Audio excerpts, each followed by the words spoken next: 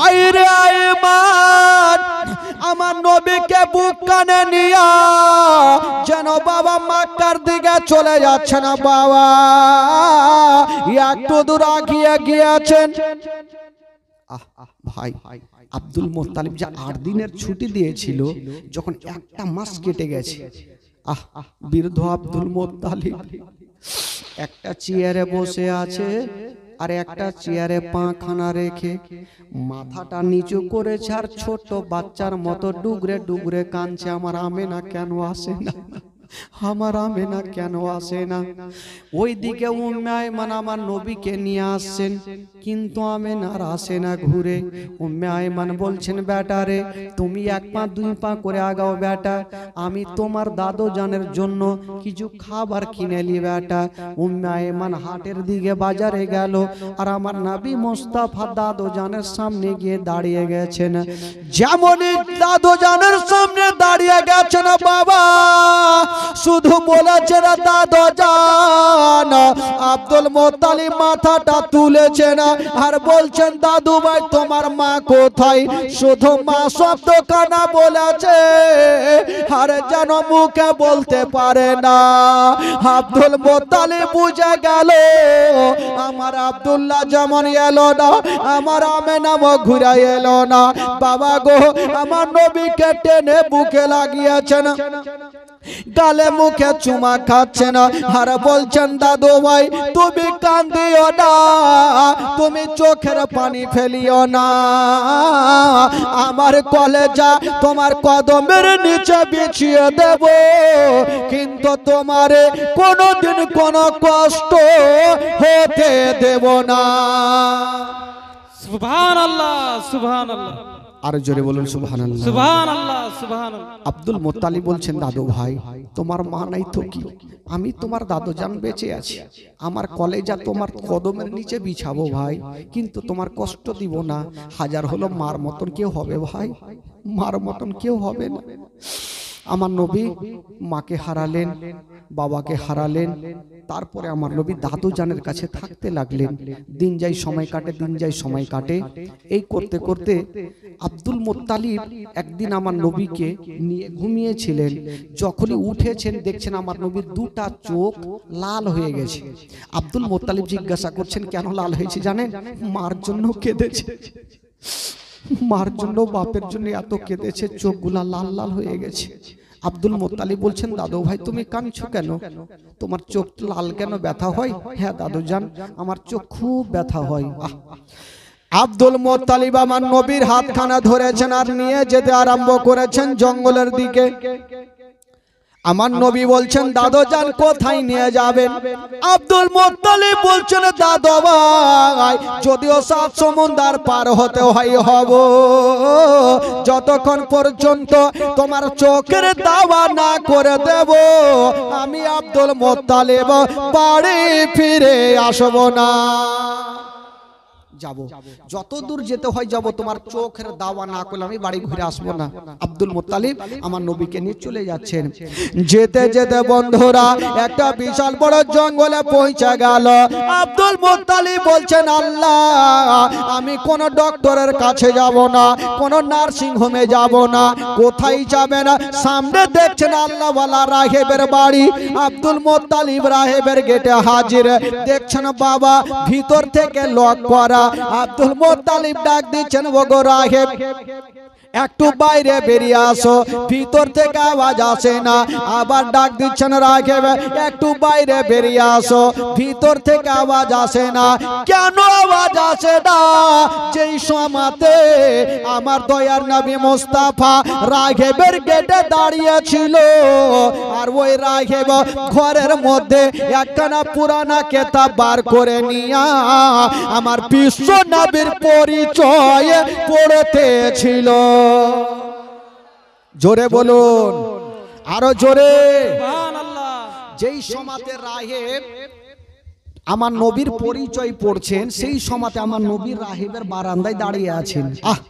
হঠাৎ করে রাহেব যখন বেরিয়ে আসে না, হঠাৎ করে দেখছে না বাবা রাহেবের ঘরের ছাদখানা যেন ঘিলতে আরম্ভ করে আছে, আর বলছেন ওগো রাহেব তাড়াতাড়ি করে তুমি বেরিয়ে যাও, তোমার বাড়ির বারান্দায় দয়ার নবী মুস্তাফা দাঁড়িয়ে আছে আর তুমি ঘরের মধ্যে আছো, তাড়াতাড়ি করে বেরিয়ে যাও, নচেত আমি ছাদা তোমার ওপরে পড়ে যাব। তোমার বাড়ির বারান্দায় নবী দাঁড়িয়ে আর তুমি ঘরে বেরিয়ে যাও, নচেত ছাদ আমি তোমার উপরে পড়ে যাব। রাহেব চিন্তা করছে ব্যাপার কি, ভূমিকম্প কেন চালু হয়ে গেল, যাই হয়তো আমার বাড়ির বারান্দায় কোনো সাধারণ লোক নেই, হয় আল্লাহর ওলি আছে আর নচেত আল্লাহর নবী আছে। জোরে বলুন সুবহানাল্লাহ। রাহেব সঙ্গে সঙ্গে বেরিয়ে গেল। যেমনই রাহেব বেরিয়ে গেছে না বাবা, সঙ্গে সঙ্গে আমার নবীর উপরে নজর পড়ে গেল। যেমন নবীর উপরে নজর পড়েছে বাবা, রাহেব দেখছে না ডাইরেক্ট হয়ে গেছে। আব্দুল মুত্তালিব বলছেন রাহেব তোমাকে 3 বার ডাক দিলাম, তারপরে আসিলে বটে, কিন্তু মুখে কথা না বলে আমার পোতার দিকে কেন দেখে আছো? রাহেব বলছেন আব্দুল মুত্তালিব আগে বলো আপনার পোতাকে কেন নিয়ে আসে না? আব্দুল মুত্তালিব বলছেন রাহেব আমার পোতার চোখটা লাল হয়ে গেছে, ইয়ার কোনো ওষুধ পানি আছে কিনা, ইয়ার কোনো দাওয়া পানি আছে কিনা?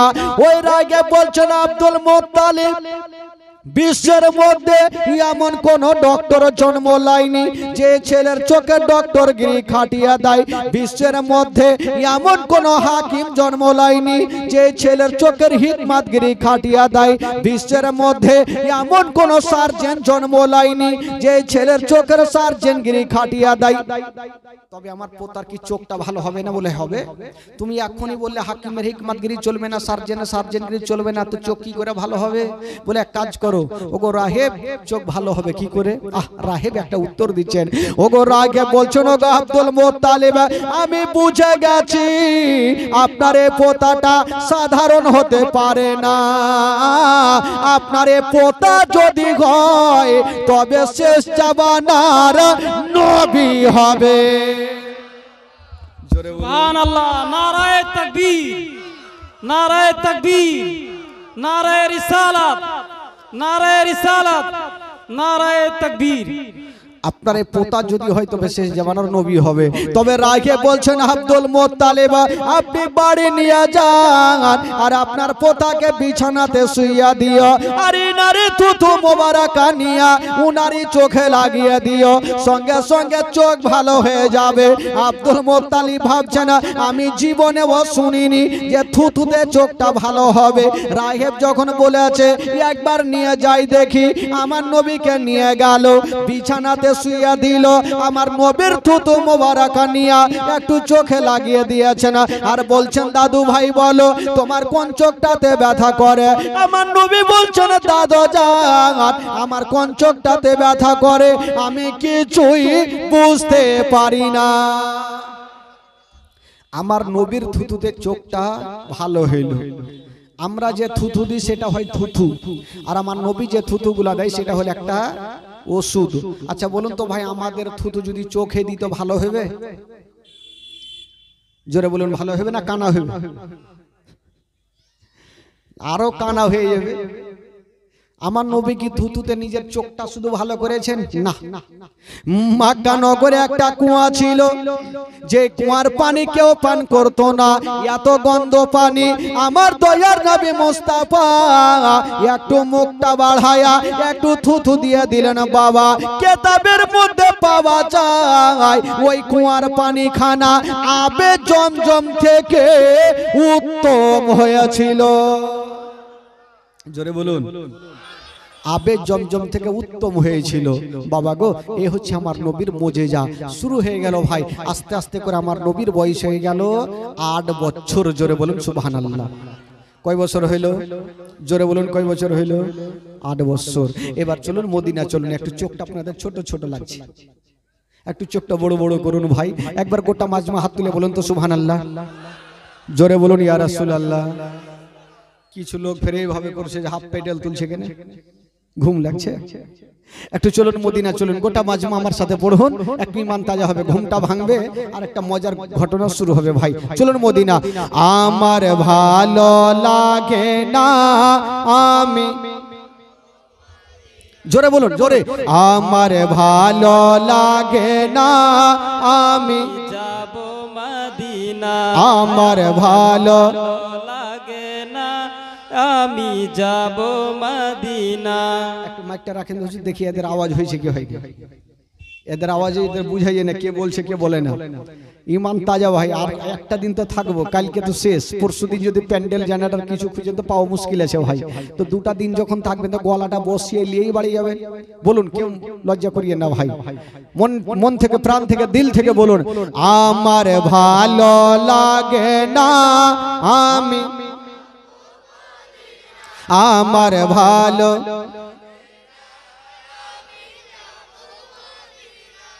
ঢেকিবানা। এতগুলা লোক আছেন, এইভাবে আওয়াজ হবে? সামিয়ানা তিরপাল যেন উড়ে, এত জোরে বলেন, জোরে বলুন, জোরে বলুন, দিল থেকে বলুন, আমার ভালো লাগে না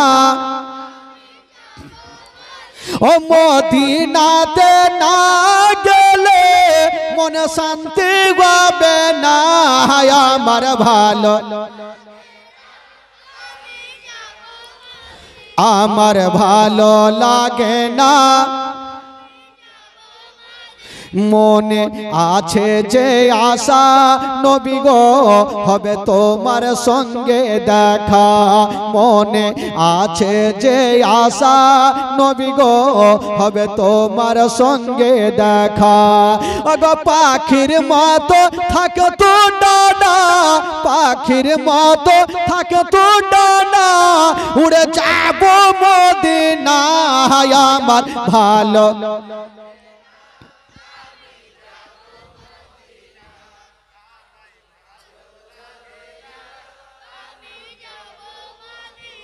একটু দাঁড়ান, এই বাঁশটা যে এখান থেকে আছে আপনারা বলিয়েন না তো, সামনেটি ও পিছনেটি আছে কিনা দেখি একটু, ওর আওয়াজ কিন্তু আসে না, আপনারা বলবেন না, দেখছি আপনারা বলুন তো দেখি, আমার ভালো লাগে, বাইচা আছে এখনি যাই, মন থেকে আছে। এবার গোটা মাজমা বলুন, আমার ভালো লাগে না পাঁচ ওয়াক্ত নামাজ যারা করিবেন আদায়, পাঁচ ওয়াক্ত নামাজ যারা করিবেন আদায়, ওগো নামাজ না পড়লে পরে নেকি মিলবে না, আমার ভালো, আমার ভালো, ও মদিনাতে না গেলে মন শান্তি হবে না, আমার ভালো, আমার ভালো লাগে না, তাফাজুল ইসলাম আজ জীবনী করে, তাফাজুল ইসলাম আজ জীবনী করে, এই জীবনী না শুনিলে, এই জীবনী না শুনিলে নেকি মিলবে না, আমার ভালো লাগে না, আমার ভালো, জোরে বলুন সুবহানাল্লাহ, আরো জোরে বলুন। আচ্ছা, জীবনী বলতে বলতে কোথা থেকে ছেড়েছিলাম ভাই?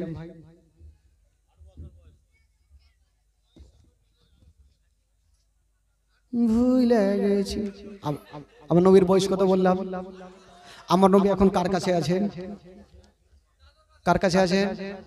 দাদর নাম কি? হ্যাঁ, মুখস্থ করলেন, কেন বক্তাকে ডাকবেন প্রত্যেক বছর? আপনারা উঠে জীবনী শুরু করে দিবেন। আব্দুল মুত্তালিব, আব্দুল মুত্তালিব যখন আমার নবীর বয়স হলো 8 বছর, তখন আব্দুল মুত্তালিবের বয়স হলো 120 বছর। কত বললাম আব্দুল মুত্তালিবের বয়স? 120 বছর। ওই 120 বছর বয়সে আব্দুল মুত্তালিব চিন্তা করছেন, আমি আজ আছি কাল নেই, যদি আমার ইন্তিকাল হয়ে যায় তবে আমার পোতার দেখভাল কে করবে, কাকে জমা দিয়ে যাব, যার মা নাই বাবা নাই কাকে জমা দিয়ে যাব। তো আব্দুল মুত্তালিব একদিন ডাক দিলেন উনার 9টা বেটাকে, চলে আসলেন বেটারা। আব্বা বলুন কেন ডাকলেন? আব্দুল মুত্তালিব বলছেন, দেখছো বেটা আমার পাশে ইয়াতিম বসে আছে, আমার পাশে মামেনার কলেজা টুকরা বসে আছে, আব্দুল্লাহর নয়নতারা বসে আছে, বলো রে ছেলেরা তোমাদের মধ্যে কে আছো যে ছেলের দেখভালের ভার নেবে? আব্দুল মুত্তালিব মনে মনে বলছেন, আবু তালেব যদি লাই তাহলে বেশি ভালো হবে, কারণ জানেন আবু তালেব আর হযরত আব্দুল্লাহ একই মায়ের গর্ভের ছিল, নিজস্ব চাচার দরদ বেশি থাকবে, ফুইটা তো বলতে পারছেন, এমনি বলছেন। তবে আব্দুল মুত্তালিব যেমনই বলেছেন আমার পোতার দেখভাল কে করবে, আবু তালেব নিজে হাত তুলে দিচ্ছেন, আব্বা আপনি চিন্তা করবেন না, আমি যতদিন বেঁচে থাকবো আব্বা আমার ভাতিজার দেখভালের দায়িত্ব আমি নিব, আপনি চিন্তা করবেন আমি দেখভাল করব। বেটা তুমি দেখভাল করবে? তবে বেটা একটা কথা শুনে নাও, ওরে বেটা আবু তালেব একটা কথা শোনো, যখন তুমি দেখভাল করবে তবে আমার পোতাকে কোনোদিন কষ্ট দিও না বেটা, তোমার বাড়িতে যদি কোনোদিন খাবার তৈরি করবে তোমার ছেলের মুখে পরে দিও, আগে এই ইয়াতিমের মুখে দিও, যদি কোনোদিন নতুন জামা তৈরি করবে তোমার ছেলের গায়ে পরে দিও, আগে এই ইয়াতিমের গায়ে দিও, যেন বাপ বলে মনে না হয়, মা বলে মনে না হয়।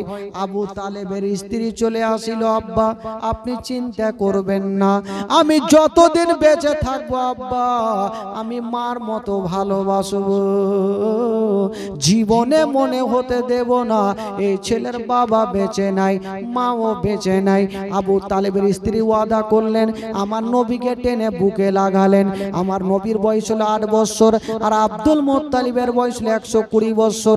ওই 120 বছর বয়সে আব্দুল মুত্তালিব ইন্তিকাল করলেন।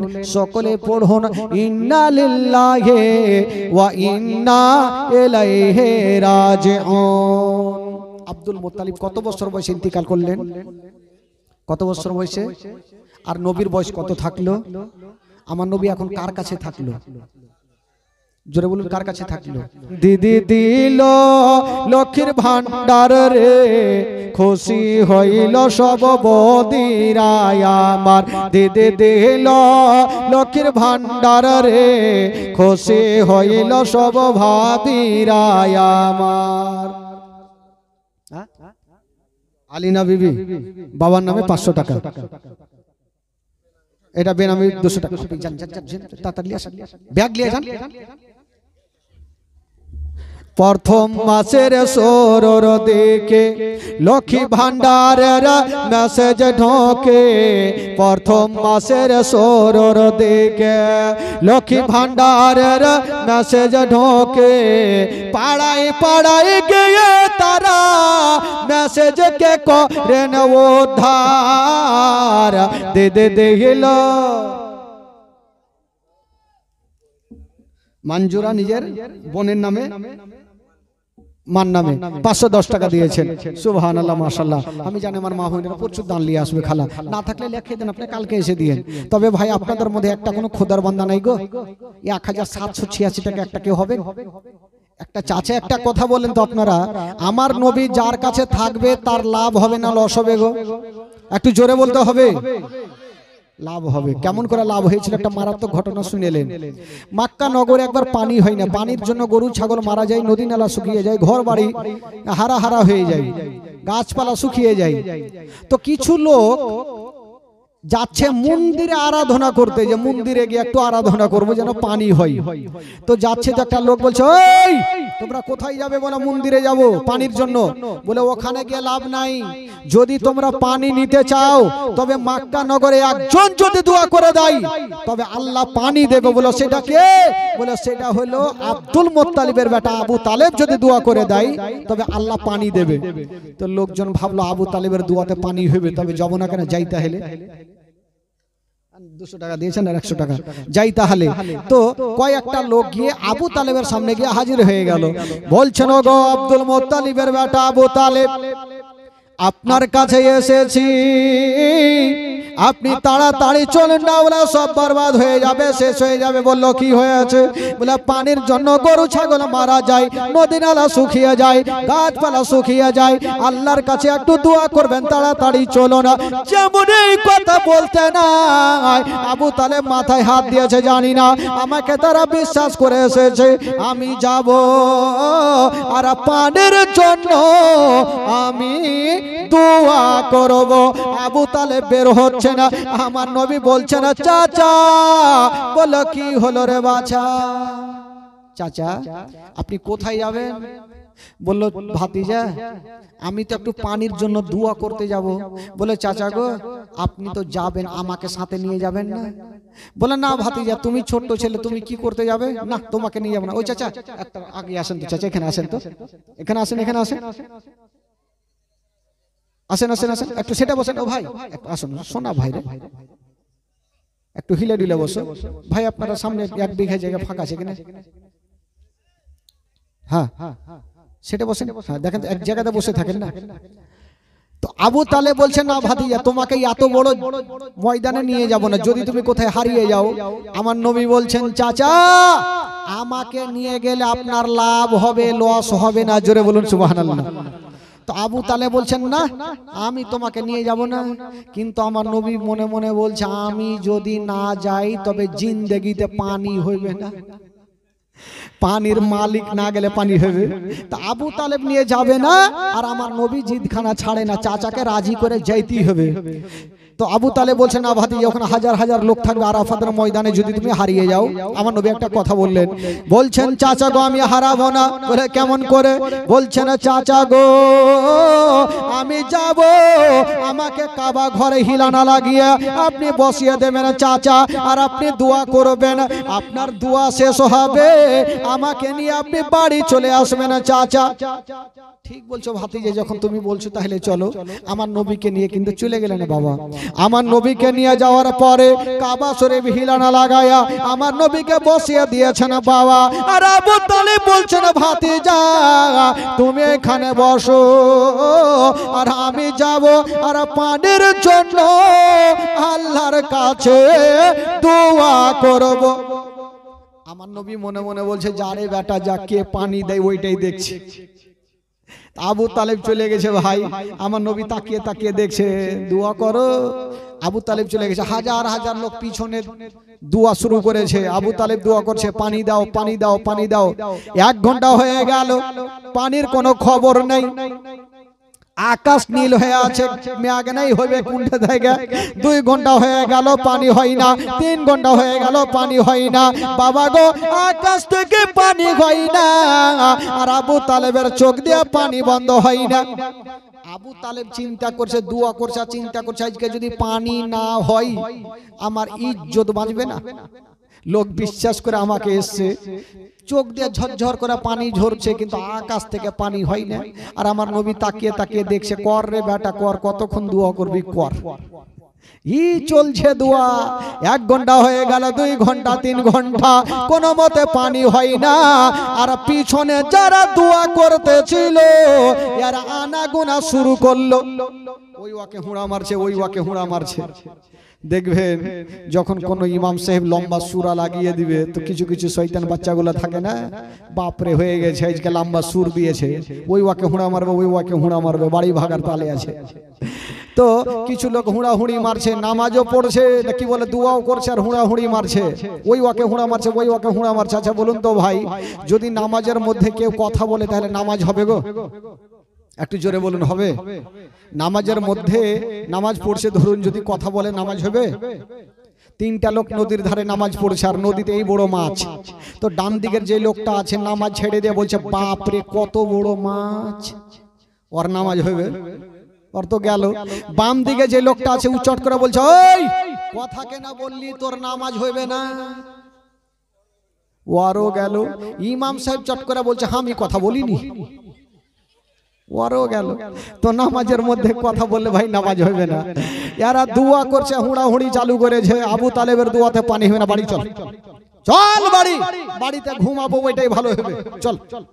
এরা আনাগোনা যখন শুরু করেছে, বাবা গো আবু তালেব দোয়া করছে, পানি দাও, পানি দাও, আকাশ থেকে পানি হয় না, আর আবু তালেবের চোখ দিয়ে পানি বন্ধ হয় না।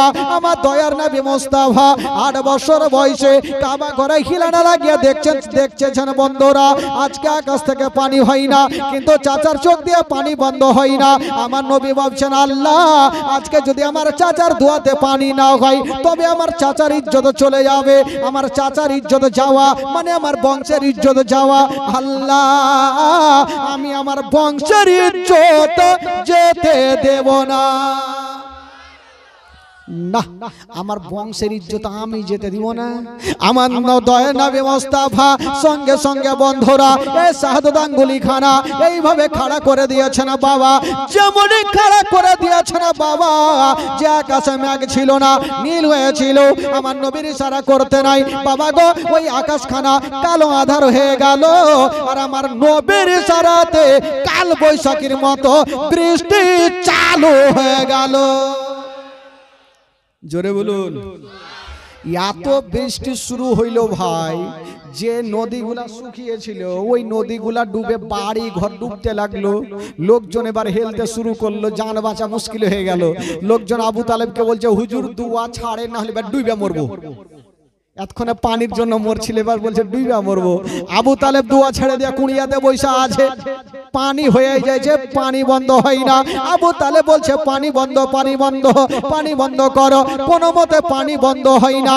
কেমন করে বন্ধ হবে গো, আমার নবীর অ্যান্টিনা তুলা আছে, আমার নবীতে অ্যান্টিনা তুলে রেখেছে, পানি বন্ধ হয়। এত পানি হচ্ছে, লোকজন বলল দোয়া করে, না হলে এবার ডুইবা মরবো। আমার নবী দেখছেন এবার পানি বন্ধ করতে হবে। আইরে দয়ার নবী মুস্তাফা এবার নিজের শাহাদাত আঙ্গুলি খানা এইভাবে মুড়ে দিয়েছেন বাবা, যেমনই মুড়ে দিয়েছেন বন্ধুরা, সঙ্গে সঙ্গে ওই আকাশের পানি বন্ধ হয়ে গেল। আকাশের পানি বন্ধ হইল। এবার লোকজন আবু তালেবকে ঘাড়ে করেছে, যে আবু তালেব যদি আজকে দোয়া না করতো তাহলে পানি হইতো না। তো আবু তালেবের লাভ হলো না, লস হলো ভাই, মান সম্মান বেড়ে গেল। আবু তালেব ভাবলো বাপরে আমার দোয়াতে পানি হয়েছে। আবু তালেব চলে আসলো, আমার নবীকে বলছে, ভাতিজা পানি হয়ে গেছে দোয়াতে। বলে ঠিক আছে চাচা, ভালোই হয়েছে, আপনাকে আগে বলেছিলাম যে আমি আসতে গেলে আপনার লাভ হবে চাচা, লস কখনো হবে না। বাবা গো, আবু তালিব আমার নবীকে নিয়ে চলে গেল। বাবা গো, আমার নবীর বয়স কত বললাম ভাই, কয় বছর? 12 বছর। আচ্ছা আপনারা বলুন তো, আপনাদের এলাকায় কোনো ক্লাব আছে? ক্লাব নাই। আপনাদের মুর্শিদাবাদে কম আছে, আছে কোনো কোনো জায়গাতে আছে।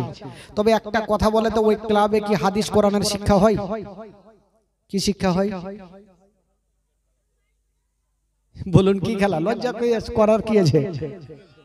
হ্যাঁ, ক্যারাম খেলা হয়, ফুটবল খেলা হয়, ক্রিকেট খেলা হয়, মানে যত বাজে জিনিসগুলো সেখানে হয় আর কি। ক্লাবে ভালো শিক্ষা হয় না। তবে ভাই আমার নবীও ক্লাব তৈরি করেছেন। কেমন করে? যারা ক্লাব তৈরি করেছেন বা করছেন বা করে এসেছেন, তারা এই ঘটনাটা শুনে ঈমান তাজা হবে। একদিন আমার নবীর চাচা আবু তালেব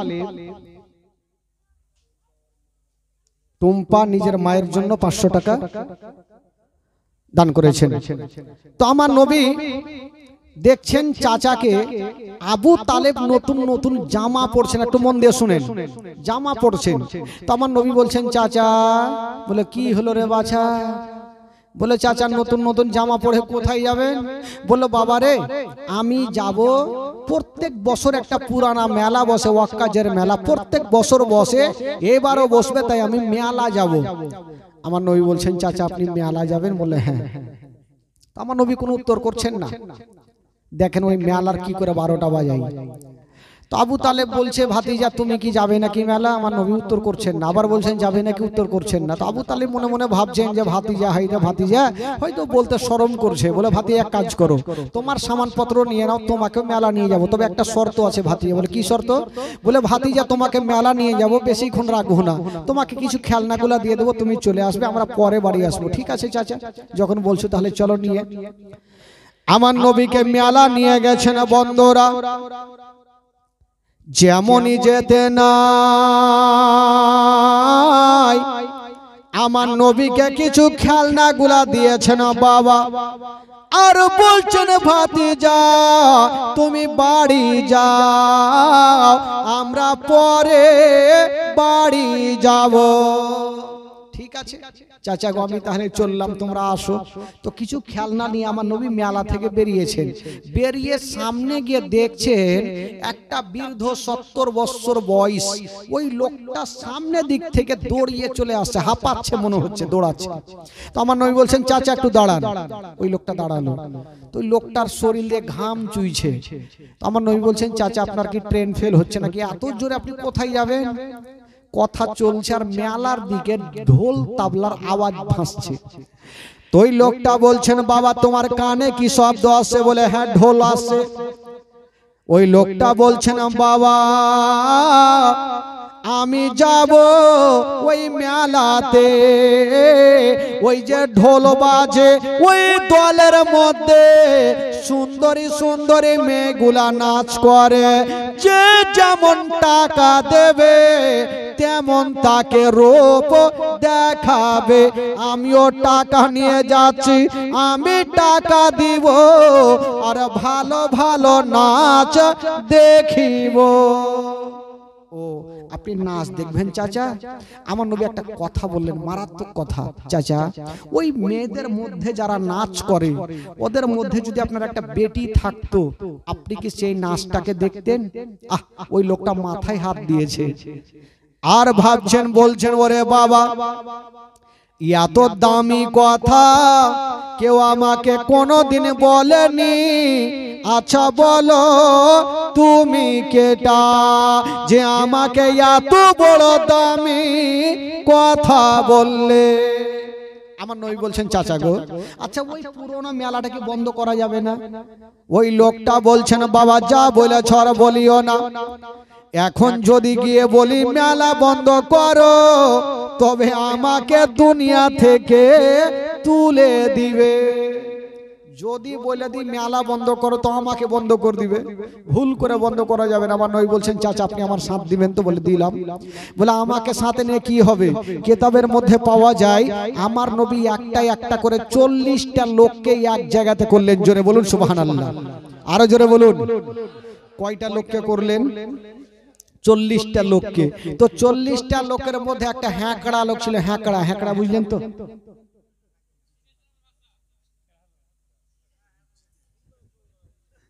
কে কইছে হুন্ডা চোর?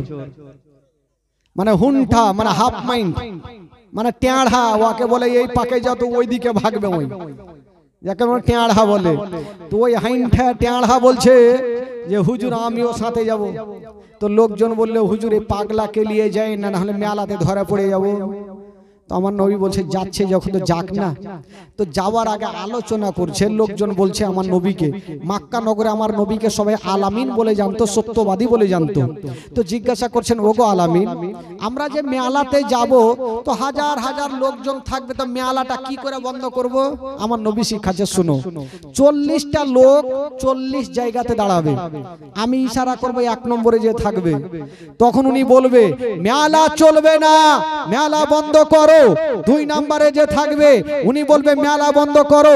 3 নম্বরে যে থাকবে উনি বলবে মেলা বন্ধ করো। এই করে যদি 40টা লোক বলে তো মেলার কমিটিরাও ভয়ে বলবে মেলা বন্ধ করো। চলো তাহলে বিচার হয়ে গেল, আলোচনা হয়ে গেল, যাচ্ছে। ই হাফ মাইন্ড বলছে হুজুর কি হলো? টেঁড়া বলছে হুজুর এক কাজ করেন আমাকে 1 নম্বরে রাখবেন। বলে কেন?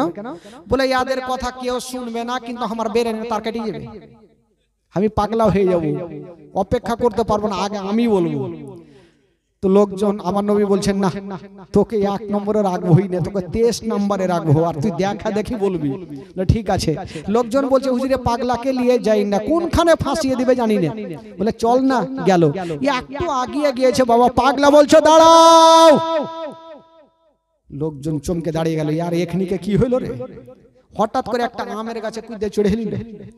লোকজন বলছে দেখছেন হুজুর এই থেকেই পাগলামো চালু হয়ে গেল, মেলাতে কি না করবে। তো গাছ থেকে বাবা কি নিয়ে আসলো জানে? একটা মোটা লাদনা নিয়ে এসছে। লাদনা বলে না, কি বলে ওঠে?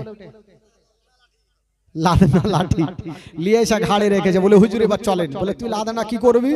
বলে যখন মুখে বলবো শুনবে না, তখন পাছাতে পড়বে লাদনা। এমনি শুনবে? এদিকে তোর বুদ্ধি ভালো আছে, চলে গেছে ভাই। লাইন হয়ে গেছে, 40টা লোক 40 জায়গাতে দাঁড়িয়েছে। হাফ মাইন্ড পাগলাকে 23 নম্বরে রেখেছেন। আমার নবী 1 নম্বরে যাচ্ছে, ইশারা করেছেন। উনি বলছেন মেলা বন্ধ করো, মেলা চলবে না। 2 নম্বরে যে আছে উনি বলছে মেলা বন্ধ করো, মেলা চলবে না। এদের কথা কে শুনবে? মেলাতে এত ঢোল বাজছে, তাবলা বাজছে, কে কার কথা শুনবে? এই করতে করতে যখন কেউ শুনে না, পাগলা খালি আমার নবীর দিকে দেখছে, আমার টাইম কখন আসবে। আমি এমন করে বলবো সব হারি ডায়রিয়া নামিয়ে দেব। আমার নবী বলছে একটু দাঁড়া, একটু দাঁড়া। এই করতে করতে পাগলার হ্যাকড়ার টাইম চলে এসছে। বলছে তুই বল এবার। ওই বলছে ওই মেলা বন্ধ করো। ওরও কথা কেউ শুনেনি। রাগের মাথায় যে লাদনা ছিল, ছুটেছে যারা ঢোল বাজাইতে ছিল, দিয়েছে পাছাতে 2টা লাদনা। তোরা কি শুনতে পাইস না যে মেলা বন্ধ করতে হবে? যেমনই 2 লাদনা দিয়েছে ভাই, 5 মিনিটের মধ্যে গোটা মেলা চিকিনা। কে কুণ্ঠে গেল ঢুঁড়ে পাওয়া মুশকিল। তো মেলার কমিটি ভেঙে গেছে, সবাই বাড়ি চলে গেছে। আমার নবীও চলে গেছে, 12 বছর বয়সে চাচার কাছে চলে গেছে। তো এই দিকে মেলাটা যে ভাঙলো, তো কমিটির তো মাথা খারাপ হইবে। এরা গাছের তলাতে বসে আলোচনা করছে, হারে 5 মিনিটের মধ্যে কে মেলা ভাঙলো, আমরা চোরকে ধরতে পারলাম না, কে কাজ করলো ধরতে পারলাম না। আলোচনা চলছে আর হ্যাকড়া ওই রাস্তা দিয়ে চলে যাইছে। হ্যাকড়া বলছে এই তোরা বৈশা কি করছিস? বলে বলিও না ভাই, আমাদের মেলাকে ভেঙে দেছে, তাই মনে মিজাজ ভালো নেই। তো হ্যাকড়া বলছে তোদের ভাগ্য ভালো, মেলা ভেঙেছি, তোদের কোমর ভাঙিনি। তো লোকজন ভাগলো, কোমর ভাঙিনি। পাগলা ছিল নাকি রে? বলছে আচ্ছা তুমি কি ছিলা নাকি? বলে ছিলা, যার কাছে লাদনা ছিল ওইটা আমি ছিল। ধরা পড়ে গেল ভাই। আচ্ছা বলো তো তোমাদের মালিক কে ছিল? মালিক আমার নবীর নামখানা বলে ফেললেন। এবার যেমনই বলতে নাই বাবা, এবার মেলার কমিটিরা 1 পা 2 পা করে আবু তালেবের কাছে হাজির হয়ে গেল। ও গো আবু তালেব, আপনি তো পরের বিচার করেছেন, এবার নিজের বাড়ির বিচারটা করুন। বললো কি হয়েছে? বলছে আপনার ভাতিজা ওই আলামিন আমাদের পুরোনো মেলাকে ভেঙে দিয়েছে। আবু তালেব বলছো ঠিক আছে, যা তোমরা বিচার চেয়েছো, এর বিচার আমি করে দেব। আবু তালেব আমার নবীকে ডাকছে না, বাবা ও আমার নবীকে ডাকছে না, ভাতিজা আমার কাছে আসো। আমার নবী চলে এসেছেন, কিন্তু আমার নবীর চাচি মা ভাবছে জানি না, হয়তো আমার স্বামী আমার ভাতিজাকে গালিগুলোজ করবে। আমার ভাতিজাই মা নাই বাবা নাই, হয়তো কষ্ট পাবে। আমার স্বামী যদি গালি দেয়, আমি সান্ত্বনার মহলম লাগিয়ে দেব। ও যুবক বন্ধুরা, আবু তালেব বলছেন ভাতিজা বলো তুমি কি মেলা ভেঙেছো? এই কথা বলতে নাই, আবু তালেবের স্ত্রী পার্শ্বে দাঁড়িয়ে মাথায় হাত দিয়েছে আমার নবীর। আমার নবী সারা কোনো উত্তর করছেন না। আবার আবু তালেব বলছেন ভাতিজা বলো তুমি কি মেলা ভেঙেছো? আমার নবী উত্তর করছেন না। আবু তালেব হাত দিয়ে মাথাটা তুলে বলছেন ভাতিজা বলো তুমি কি মেলা ভেঙেছো? আমার নবী ইশারা করে দিলেন হ্যাঁ চাচা আমি মেলা না ভেঙেছি। এই কথা যেমনই বলতে নাই, আবু তালেব আমার নবীকে গালি দিলেন না, একটা সান্ত্বনা দিয়ে দিলেন। বলছেন ভাতিজা আমি যা করি আমি জানি তুমি যা করো সত্যি করো, আমি জানি তুমি যা করো ভালো করো, কাউরি খারাপ করো না। ভাতিজা যাও যাও, তোমাকে আজ থেকে মক্কা নগরে একটা পাওয়ার দিয়ে দিলাম, একটা পাওয়ার জানিয়ে দিলাম।